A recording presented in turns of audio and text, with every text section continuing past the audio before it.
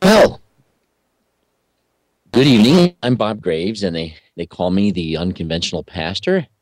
It's good to be back with you again tonight, and I enjoy these opportunities to chat. I hope that you feel free to exchange with me some of your ideas and send them in. Joey will make sure that it appears at the bottom of the screen so that you can see just exactly what you need to do in order to make contact with us. Text in your messages or send them in on Facebook, what have you. Oh, that microphone seems to me like it's right in the way where I don't need it. I can't look at you or myself or whatever we're doing here. So there we go. Let me put that there. That's a big microphone. Anyway, I thought I had that in a slightly different position before, so maybe we'll have to just deal with something a little different. I'm going to move that a little bit out of the way. Anyhow, tonight, one of the things I was hoping to talk about was some of the critical thinking skills that we fail to bring to our theology and our thinking. I know some of the ideas that helped me to think more clearly about my theology, and this is particularly important when I think that oftentimes in Christian circles we end up with a situation where we've often been taught by many of the institutions to learn the doctrine they teach and to learn the objections that they have dealt with and the answers they have to these objections, so that we can sort of conform to the doctrine. I really don't believe that is appropriate or honest. And I think that we really have to accept responsibility to think for ourselves, to conclude what we conclude. And I also admit that there's not a single one of us who's always fully prepared or competent to make such decisions, which is one of the reasons why I think it's also important for us to recognize that there are certain ideas about the Bible or about God or about language or about that are really just, too wonderful for us. And I can't imagine what sort of God we think we're believing in if he is somehow requiring us to be loyal to certain ideas that we don't understand or that we can't accept responsibility for holding on to. If, for example, if I'm taking a class on, let me invent something. Or if I had to go take a class on, comparative geology on Mars and all this, and they begin talking about certain chemical compounds, and I just don't have any real expertise in chemistry. And they begin discussing this controversy about whether or not this compound represents this, or I don't even know if you can have these problems in chemistry. I'm just making something up. But if I was to, and there was this controversy, and I don't understand the chemistry, who am I for actually owning one of those opinions as the one that I subscribe to? Why would God ever want anybody to subscribe to a concept or a doctrine or a teaching that they themselves aren't very comfortable with understanding and holding as their own? So to begin with, I just initially reject the whole notion that any of us are supposed to have any kind of well-developed theology that we can defend. Now, some people say, well, doesn't the Bible talk about, you need to be able to give an answer for the hope that is within you? Well, I do think there's a big difference between explaining to you exactly why the philosophy and the attitude and the concepts of theology that I have are biblically, textually, linguistically, and scientifically absolutely correct and defensible. And it's another thing for me to tell you why I have hope. You know, I think we're taking something from the text there that is talked about and injecting it into, we're doing a bait and switch. It didn't say that we should be able to give an answer for the theology we hold. It said we should be able to give others an answer for the hope.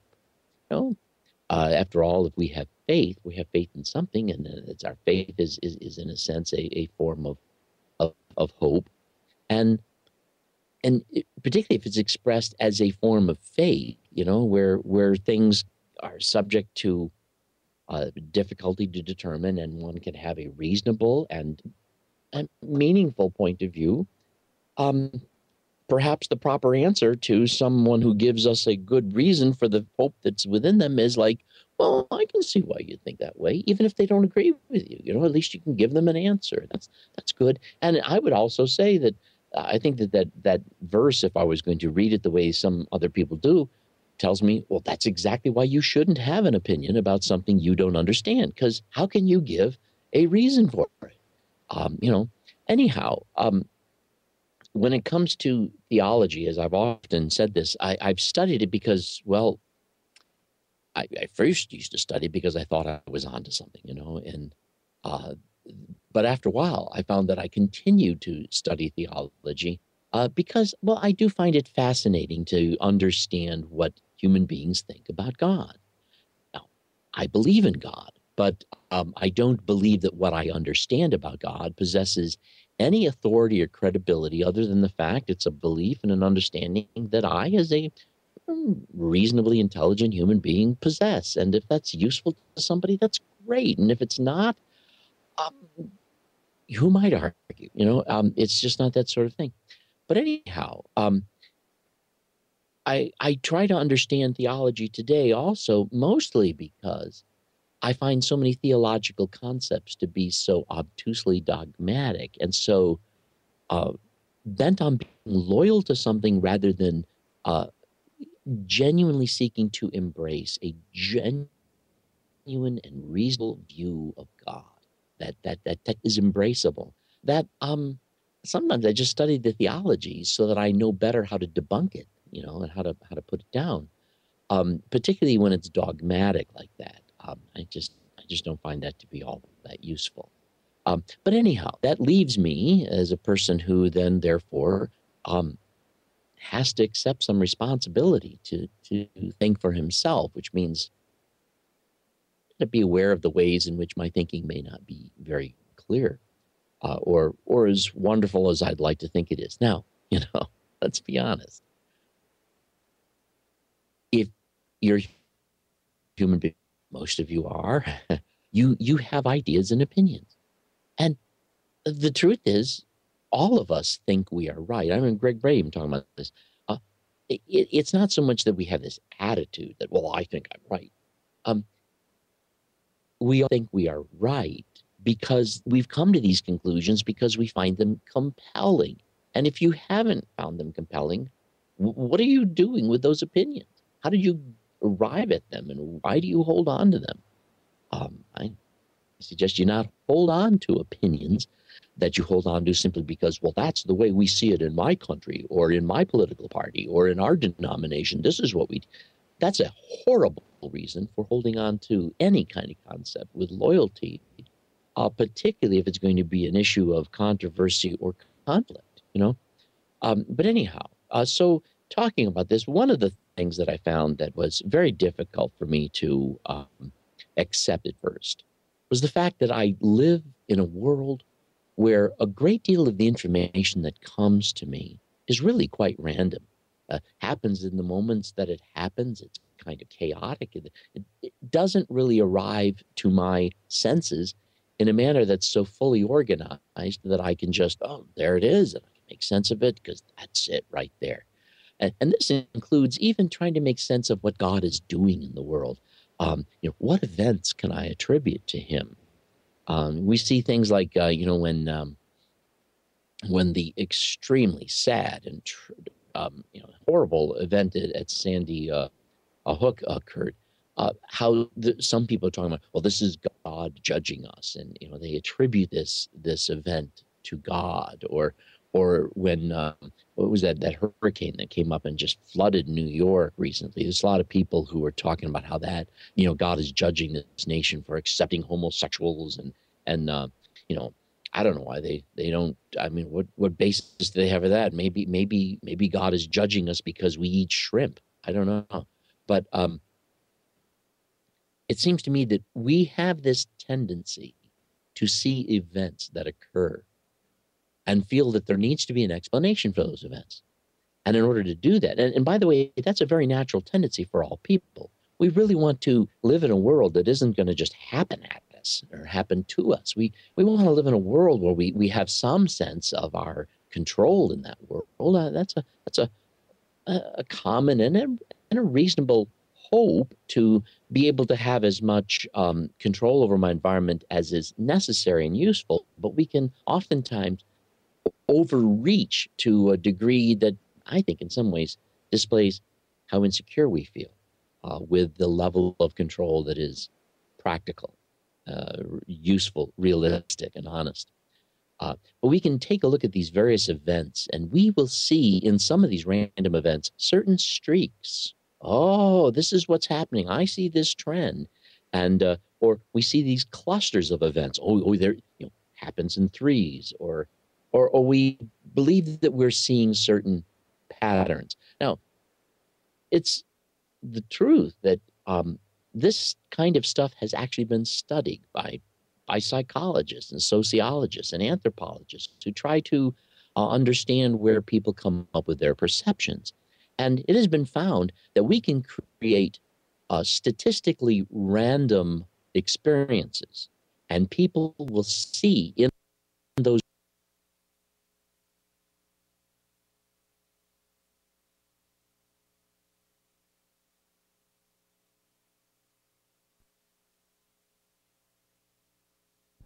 Ladies and gentlemen, it appears our host has frozen. Let's see if we can get the heat out, defrost him, and get him back online for you. In the meantime, here's some music.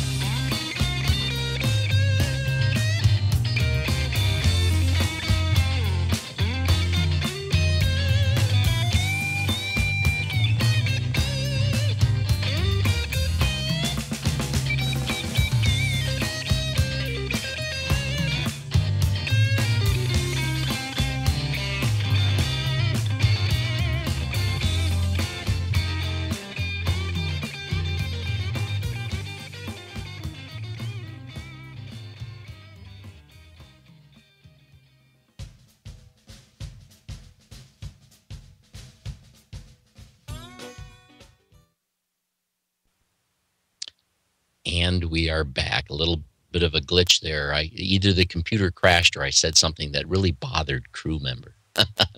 They told me it was a crash. Anyhow, we're back. I was talking about the fact that it has been demonstrated that it is a human tendency to see streaks, clusters, patterns in various different things or events or occurrences or patterns that are just really not there. And as a result, I think that we need to be honest about people who, when we're trying to think about something as subjective as the experience of God, as unverifiable, as unscientifically examinable as the notion of God, that we have to realize that the chaotic and randomness of this of life, the way things happen, that we're going to have a tendency to see these patterns where they don't exist. And knowing that that is our tendency helps us to guard against it. If you don't know that that is a common, probably even a universal human tendency, then you're not going to account for that in your thinking and allow yourself to perceive things differently. Even in that those patterns that we see. For example, I've heard some people say, "Well, when I drive to the store, I pray that God will help me find a good parking spot." And sure enough, I find that when I pray, I find that parking spot. When I don't pray, I don't find it. Well, even if that's true, it could be that when you're praying for it, you're actually looking for it, and you're more likely to find it. When you're not praying for it, you forget about it or whatever. I don't know. But when people explain things in this way, I've got a couple of comments here. Let's see what's coming in here. Um, the need to be right is a problem with theology for theology's sake. The need to be right has caused most of the misery in this world. I think that that's a very true statement, and I can very much agree with that. I really think that it is impossible to have a meaningful faith or a relationship with God without having some sort of ideas as to just, well, who is he? What is he like? What's true? What's not true? But the moment we think that these responsible ideas or these genuine attempts to make sense of it have passed over into the concept of being absolutely right or dogmatic, that's when that's when we're creating a false god. And as the viewer has mentioned, that's when, if we're going to be sticking to those kinds of guns, we're going to be probably not just saying things that are our opinion, but taking positions that actually create misery for certain classes of people. And I think that's often the case is, as to where a lot of the religious misery comes from, and by people who think that, well, they're not even really sorry sometimes that it's creating misery, but they feel, well, we're going to be loyal to God, and if people are going to have to be miserable, they're just going to have to be miserable or something. And I just don't, I don't understand that kind of thinking or justification. Another viewer comment: we have to be careful not to externalize God by separating God from us and events. Then we have problems in understanding events. If we see God as within, then God is the event. God is the sufferer, not the cause of suffering. Um, I, Interesting comment. And I'm not so sure that just in my first casual reading of that I grabbed the entire intent of that. But it is true that there's this sense of, where is God? Is he in? Is he around? Is he about? That trying to be too firm about this concept of the localization of God can be difficult. But we oftentimes have this, I'm not sure if this is what the viewer got in mind, but this externalized view of God, where he's as it were outside of the entire universe, doing to us in the universe what's going on. And that's kind of an odd way of thinking about it, if you ask me, in terms of where it could head. Let's see. The children on Sandy Hook are as much a part of God as we are, so it's not God external doing. I just can't picture anyone perceiving a sense of God. This is me, I suppose. In some ways, I just can't picture a concept of God that is comfortable with seeing this as something God is doing to people anywhere. Just a terrible, terrible tragedy, and what have you. And there's a sense in which I think that sometimes we human beings are not really open to accepting their responsibility, that we live very much in a world that we are collectively creating. And if we want a different world, we have to create a different world. That we're not asking passively for God to somehow save us from ourselves, while we, in great irresponsibility, don't lift a finger to figure out, what are we doing? In what ways are the events that are horrible happening a result by not really doing what we ought to be doing about it. Uh, and not to say that what we ought to do about it is even going to be obvious either. I think some of the too obvious uh, solutions are really poor ones, oftentimes, including even the Sandy Hook. I don't want to get into too much of it, but the things I hear from the right and the left, they both bother me. I think that they're both insane, and that neither of them are going to do anything that in any manner addresses the real issues of these sorts of problems. Your comment: how can anyone look at Sandy Hook the way that one Baptist church does? It's one of the worst kinds of madness that I've heard of in the modern day. Um, I I agree. I agree, and I haven't even heard all of the things that have been said, so I'm not even sure what in particular the comment is that you're referring to there. But yeah, no, I've heard a number of things that are just terrible, um, irresponsible.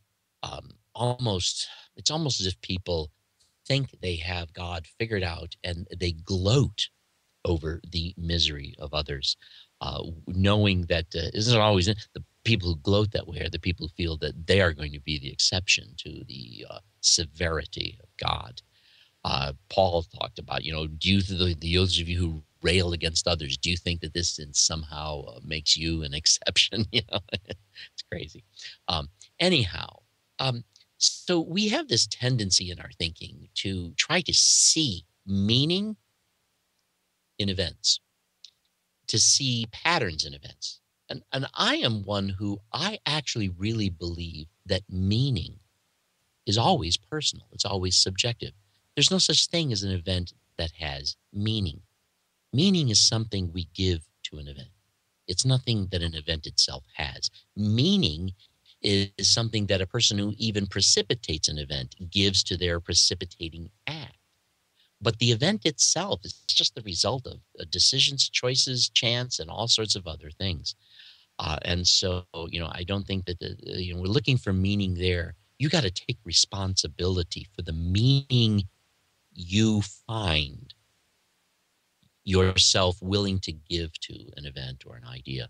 Of your comment, do you think that God ever intervenes in our circumstances to correct our behavior based on things we are doing? I don't really know. I have reasons for doubting it. I have reasons for allowing it.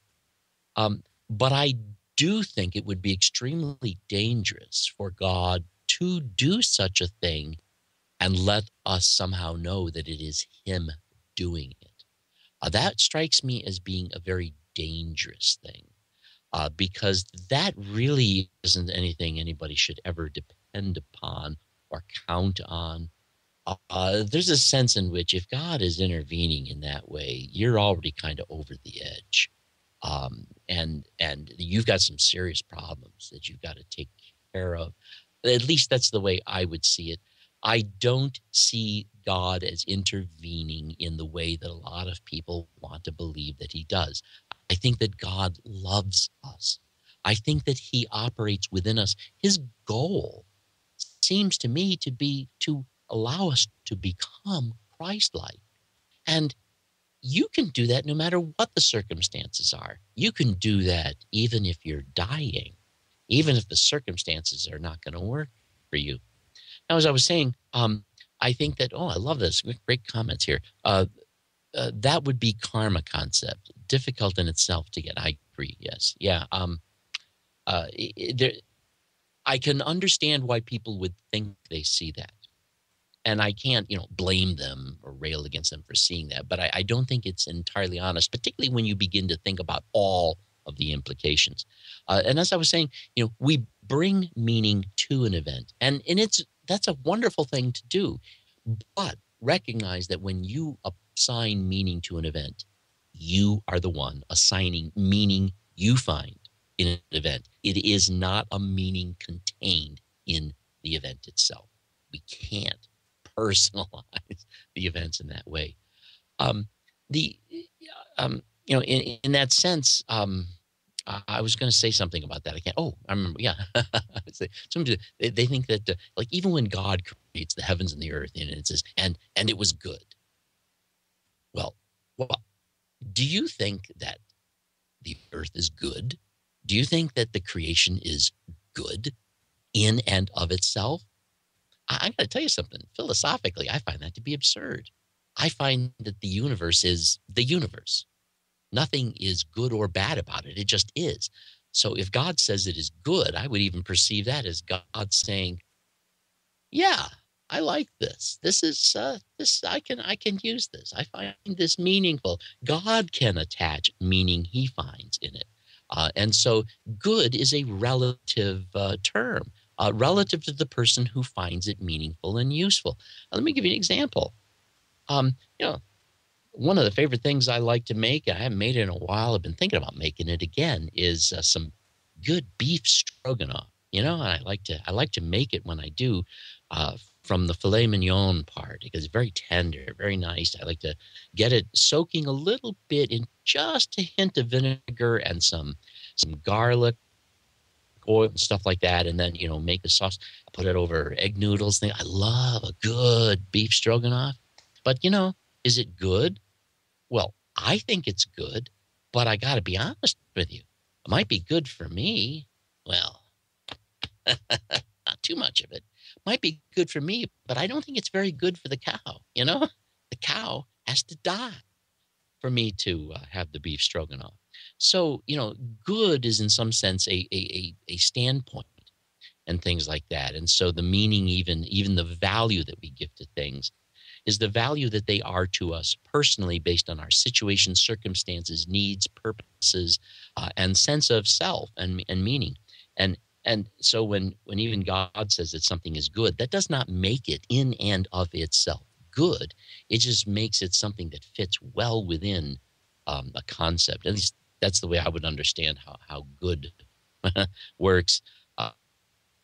Get this as a teacher. I'll have somebody. I'm a professor at a local college, and I'll have a student. I teach sound engineering. A student will sometimes say, "Well, is the Neumann U87 a better mic than the SM58?" And well, it's considerably more expensive, but is it better? Well, that all depends on what are you using it for. You use it on stage in a live performance. I don't think that would work so well for the Neumann U87. Better use an SM58. So, microphones are made for a variety of different purposes, work well with certain types of circumstances and situations. And there's no such thing as any microphone that's better than any other microphone. There are just microphones and results that they get, and whether or not those results are something you find useful in a particular purpose and situation is a decision you have to make. And so but this whole concept that something is in and of itself better than something else is a concept I don't think makes any sense. Anyway, along those lines, we also have to be aware of the fact that when we're thinking about God and trying to understand the text or our relationship with God, that we come to that with certain expectations. Expectations alter our thinking. We see what we expect to see. We don't, unless it is particularly arresting, will oftentimes escape our notice. This creates an artificial sense of self-confirming expectations. That's the kind of the self-fulfilling prophecy concept again. It was I can't remember who it was. Somebody was once quoted with that Freudian slip of "I'll see it when I believe it," when they meant to say "I'll believe it when I see it." But it's true that when we believe something, we see it. And when we don't believe it, we don't see it, and that's irrespective of whether it is or isn't there. Particularly when it comes to something that is subjectively put together in something we call coherence, such as our understanding of God. There's personal biases that are inescapable. We sometimes rail against people who have biases, but I want you to know something. It's impossible to be a human being without a bias. It's impossible. And so bias is something we should be aware of rather than trying to necessarily stamp out. And some biases are inappropriate, and so we should seek to you know, to either minimize or eliminate those particular biases. But it's never possible to come to any situation with a perspective without coming to that perspective from a bias. It's just impossible. You can't do it. But we need to be aware of the way this affects our expectations and our thinking. We have biases based on the culture we grew up in, the things we're most familiar with, the skills and the abilities that we have, the people that we know, the people we are beholding to, the authorities under which we live, et cetera, et cetera, et cetera. These things alter our biases in ways that will alter our thinking about God and the way we try to make sense of the biblical text and things such as that.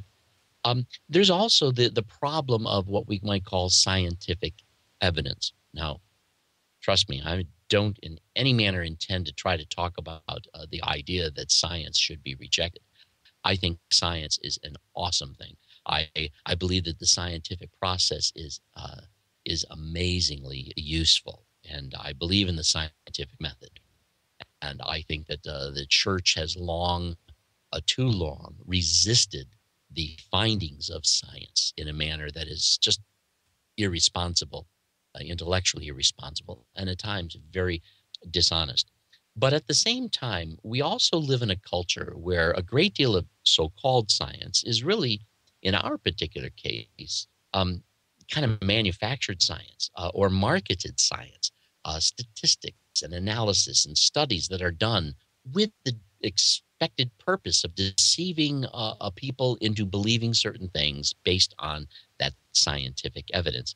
And the truth is, scientific evidence is oftentimes something where findings are discovered to exist, but then those findings are explained in a way that may actually reflect the cultural attitudes or the political biases of the people who are involved in the science. And so even scientific evidence needs to be looked at with concern.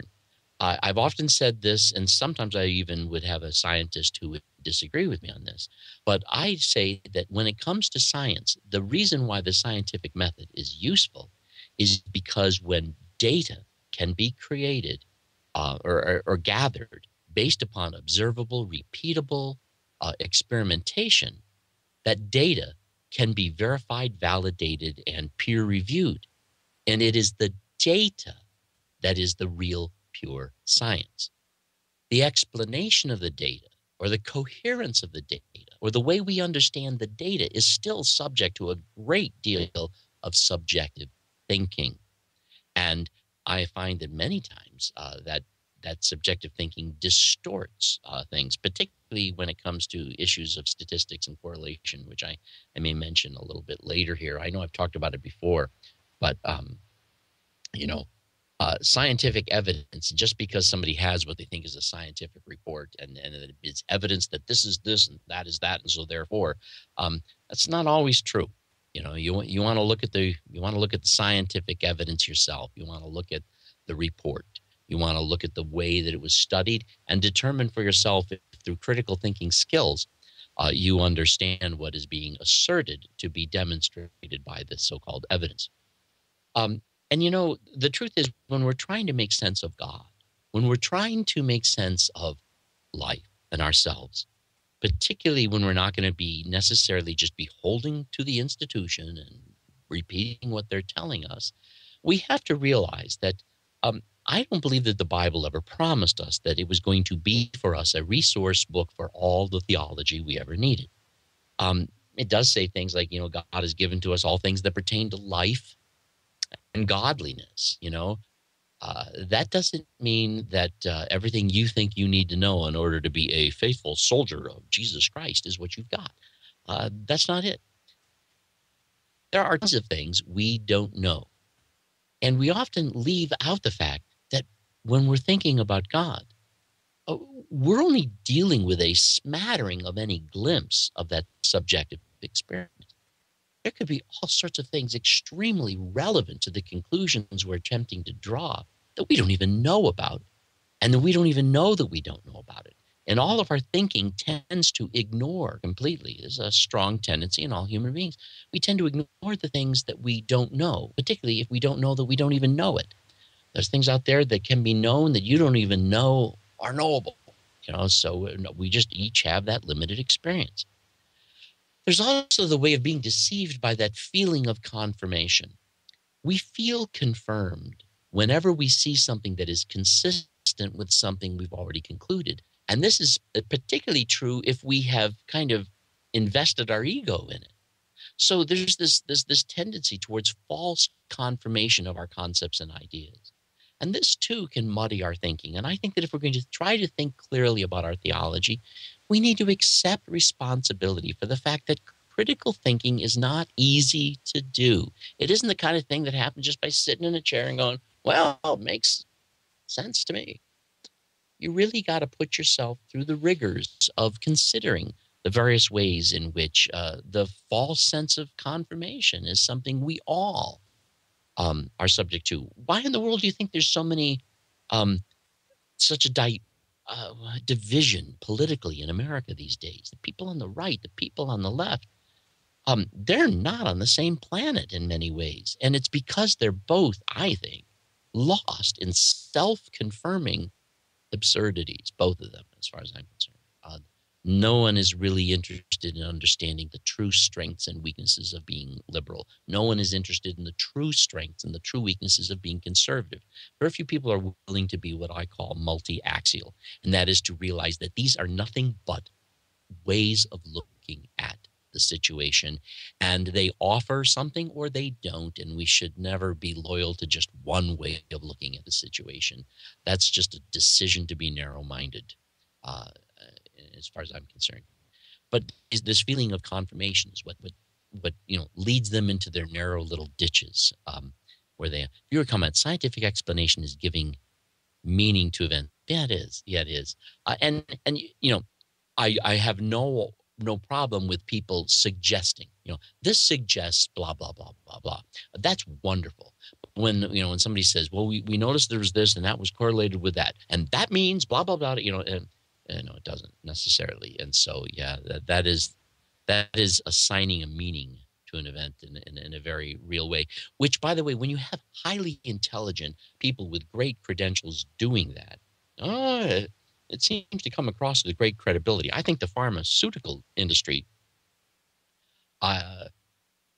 in addition to creating some wonderful drugs that help us through many horrible situations, it's also filled with a ton of medicines that are nothing other than just trying to make a bunch of money on solutions that aren't the best by a long shot, and that really exist to do nothing but make money for the industry.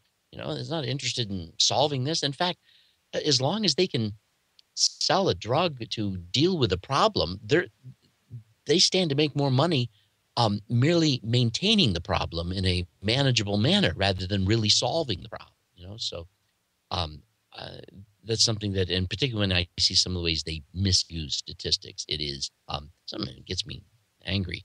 Anyway, this brings me to the point of talking about statistical correlation.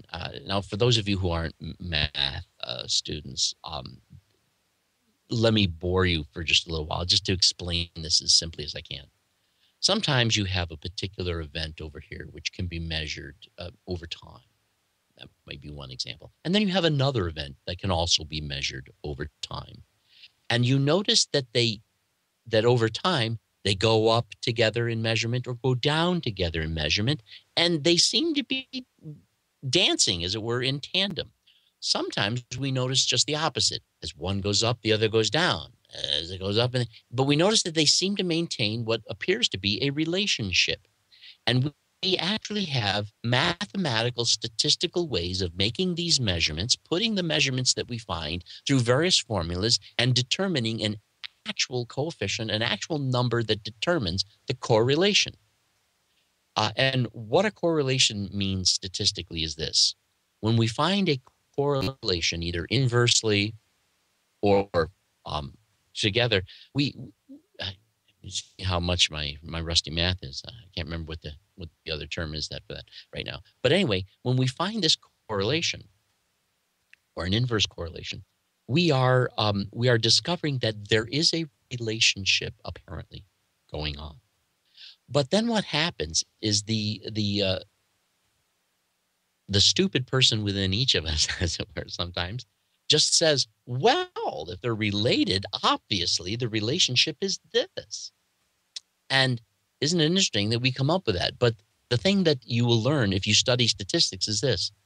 Just because you have a correlation, there is nothing in a correlation that can ever tell you what that relationship is, ever. Until you discover what that relationship is, you don't know what it is.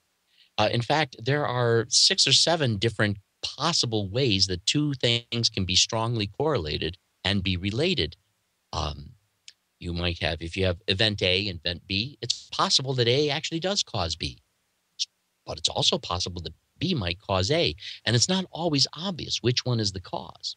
Sometimes there's some things where A can occasionally cause B and B can occasionally cause A. And they might be connected to each other in a cyclical manner where they both give each other inertia. And they're both kind of co-causes of each other. That can happen. We can also find that A and B are related to each other, but not directly. But they're both commonly caused by some other event, C, that we haven't even looked at. And that they're actually the direct result of C. Not A isn't causing B, B isn't causing A, but A and B are actually being caused by C. That's another possible explanation for why you have two events that seem to be strongly correlated. Another possibility is, that, sometimes you can have a situation where A is caused by C, an event you haven't even looked at, and that C is only correlated with B for an unknown yet reason. And this creates a sympathetic correlation between A and B, and we don't even know what the relationship is, but it isn't direct. That's another possible situation. Ouch, stop. My head is about to explode. I hate algebra. Well, yeah, I understand. However, when we're trying to explain events, when we're trying to explain situations and circumstances, we either have to decide we can't supply the explanation, or we need to know how to think these things through logically and clearly. Yeah, and I'm almost done with this part here. Let's see, what are some of the other reasons why two items might be strongly connected in terms of how they go up and down together or do the seesaw sort of thing?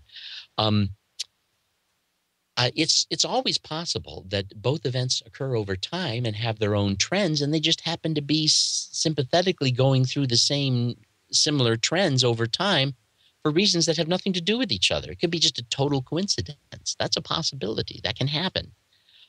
It's also possible that A is caused not just by B, but possibly by C or D or E or F, that there are a numerous number of potential causes that A is only one of them or B is only one of them.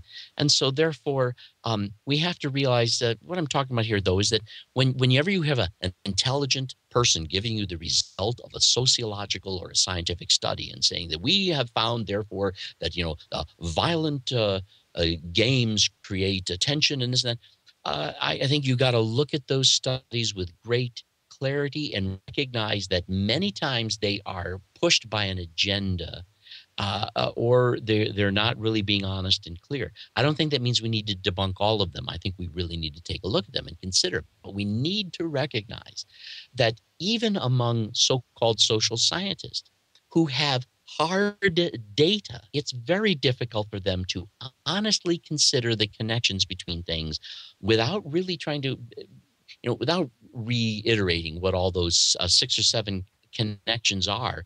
The truth is, you can't, as a scientist, assert which connection is the correct one until you have absolutely eliminated the other remaining possibilities. Until you've done that, you can't scientifically assert it just because you've discovered there's a connection. But the reason I want to make this point is not just to talk about statistics, as boring as that can be, is because if this is how difficult it can be to have honest, clear, scientific thinking about things we can hard measure, have actual data that we can measure and statistics we can actually calculate. When we're trying to understand causes and relationships between events and what God is and isn't doing, where do we think we're going to actually nail this down to the floor? If it's so hard for people who have the hard data to do it, when we have nothing but a subjective gist or a subjective sense or a subjective feeling of coherence, how are we going to do that? I think we need to approach such concepts and ideas with care, with humility, with recognition that this is not an easy thing to be right about, and probably something about which we can't be right about or have no need to be right about, and things like that. We got wrapped within 5. Wow, this time is going quick, isn't it? Let's see. I want to find if I can find some notes here that I had. Okay. Well, anyway, when it comes to the way that our minds think and trying to make sense of God and trying to make sense of the text, we can have our thinking distorted by our memory.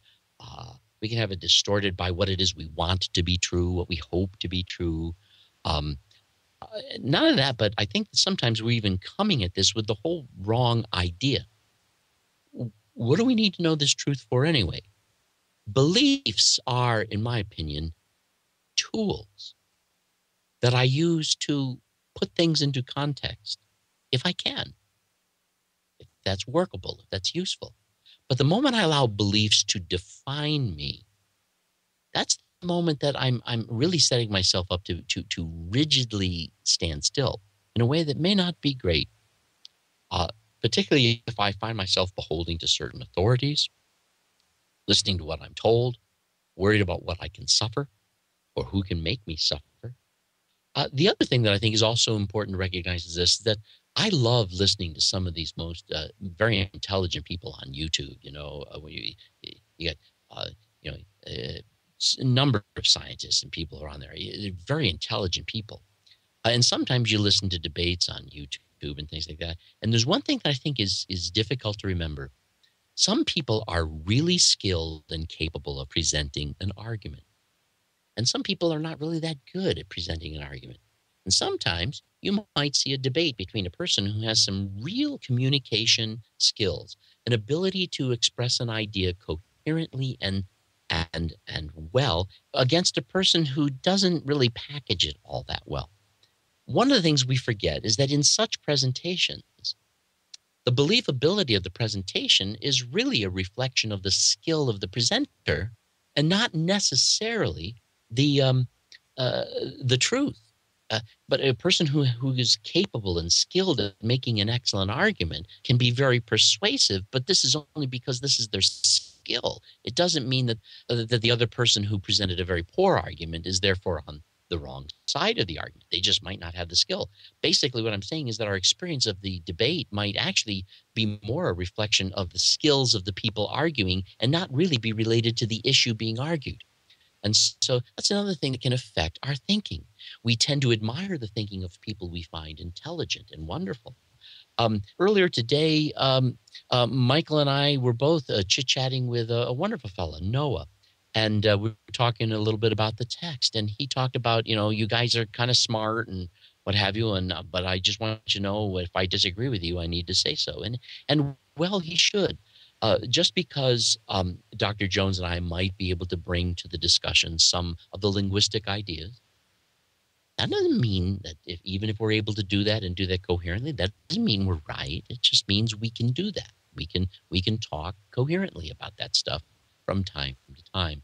And so that is something that can deceive us in terms of the way that we try to think about God. So that many times the arguments we hear say more about the skill of the person making the argument than it says really about the issues being discussed. So we favor those with better communication skills. We favor those who seem to possess better insight. And they now, not that you can go terribly wrong that way. You can go terribly wrong just favoring the other end too. But this is to say that it is not an easy thing to do. We can favor the ideas of the famous or the people who are important or the people who are wealthy or the people who are well decorated or have great credentials. We can be deceived by things that just feel plausible and things like this. But anyhow, the point that I'm trying to make is this, that thinking clearly about God is not an easy thing to do, even for those of us who try to do it for a living or try to do it in a way where we can help others. I think it's important to encourage people to do it for themselves as much as they can, and to not really hang on strongly to things that are beyond their own personal grasp. And I think we need to recognize that when it comes to thinking about God, I say this, as I said at the beginning, I tend to deal with a lot of this theology myself only because I'm interested in debunking it, not because I'm interested in necessarily promoting a particular theology. And it seems to me that the bottom line here is that it's far more important that we find God approachable and to find ourselves approaching God than we are concerned about the manner in which we approach him and whether or not we're approaching him with accuracy. I think it's far more important that we realize that we can abide in his presence more than than we make sure that, oh, I understand him perfectly. I'll tell you something. Abiding in the presence of God, knowing he adores you, that he loves you, and not even knowing what that love means, recognizing that there's even something acceptably mysterious about it, that's going to serve you better in being a person who's God and loves your neighbor than feeling as though you can figure out all this theology. I really think in some ways it's just not there.